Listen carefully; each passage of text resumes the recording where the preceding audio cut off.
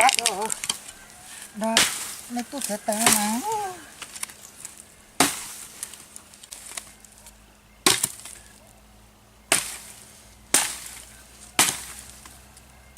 하우 됐다. 이거 집 하고 제가 먹고 있다. 이거 집 하고 됐다. 됐다 나. Ô, to. Có nhiều con đợi ta sẽ sai, chả có chứ chuyện đây của mà nó ba cái chuyện mà. 왜? 왜 이렇게 좋지? Có lúc trở sẽ sai, sao cả. Mua rồi rồi mà. 야, 시셔마. Tôi sẽ chế trả cho con đu chỉ cho chế có những món tao đồ ơi, chi nè bữa chị nha. tao chứ.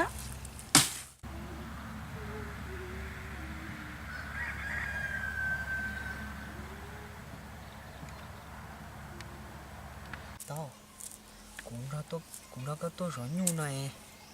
Cái bố cái này là bố à. 근데 집 봐도 우리 그래서 그렇게 마음 거. Cái một cho chế thóc hay cái này thì cũng ra có tôi rõ nhu à. 집 해내 마. Gặp đây có này chế có á. 오, 하우 짠. 나 아빠 나 전혀 나 그 가고 땡어. Trời ơi. 싶어. 빠싸 그 가고. 오. Trời khâu chuột con ha. 예뻐요. 좋아지야. Mà sáng ha, trời khâu chuột coi. Chúng mua chi nè. sai rồi mà tao cần chỉ bông cho họ cho Con chi là khâu rồi. chỉ tia mà Chú chỉ mua chi nè. chỉ mua gì cái tiền mà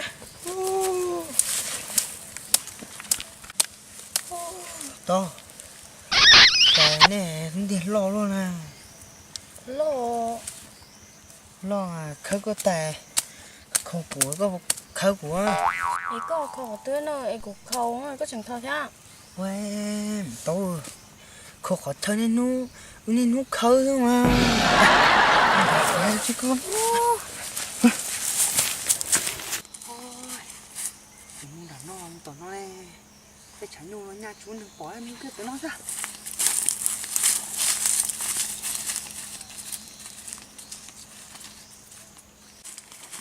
Nó cái răng nha, chú đừng bỏ.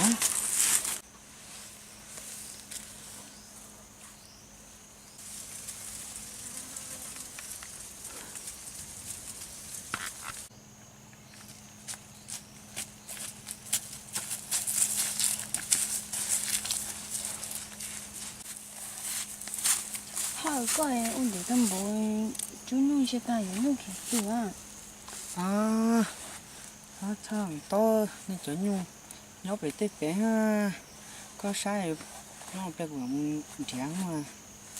언니 나마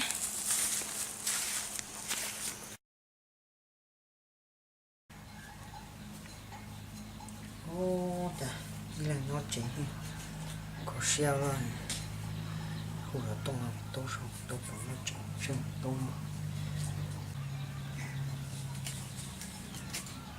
오 하루 됐어 너 Thì có phải nó trẻ, nó trẻ thì tôi sẽ cò với ngon trong rau cỏ, thì nó tự được chế cái tôi sẽ cò đấy.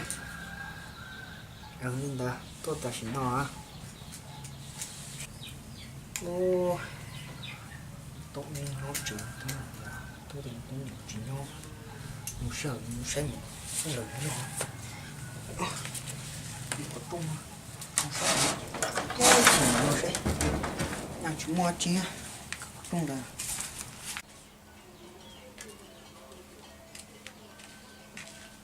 hai cái to ok là chỉ là nó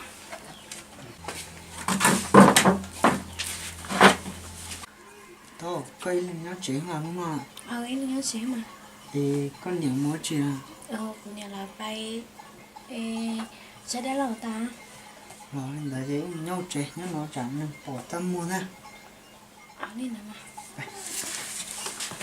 lo chỉ nó ha thôi lên một trái à chỉ cái lo chỉ nó sao nó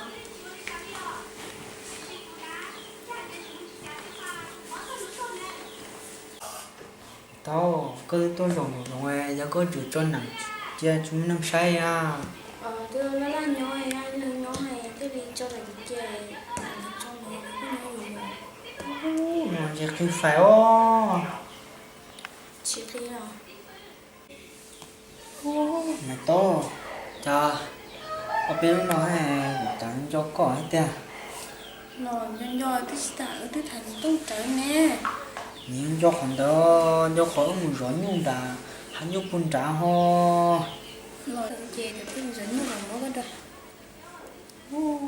tôi để thủ là tổng thủ tư mảng nha để gì sản phẩm nó nhau chế nè tôi chỉ muốn ăn nó con này cho nên đang tàn chúng nên bỏ luôn sao anh đào của tôi nuôi tới một hôm bây giờ lớn nó sửa để chào tôi nuôi bò chính trai có tụi nói họ cơ nó chịu à tư sợ sao nhưng mà nhắm nó thấy chúng nâng bỏ chịu à chào tôi nuôi bò na chính trai bỏ mày quá chịu à bỏ na cắm lên bỏ liệu cái gì mà chỉ lia ra liệu sao nó bỏ chỉ lia ra được tận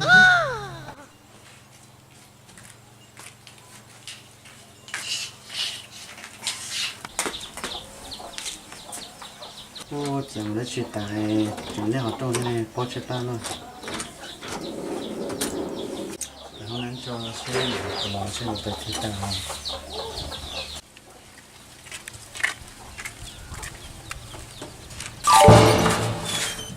tao này quan trọng là tụi nó thế này chả lìa luôn nè phải luôn đúng không cái tụi nó rồi tại lo hết mà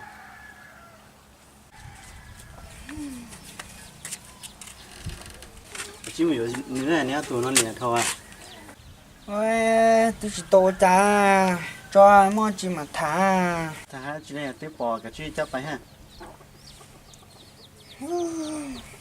làm mà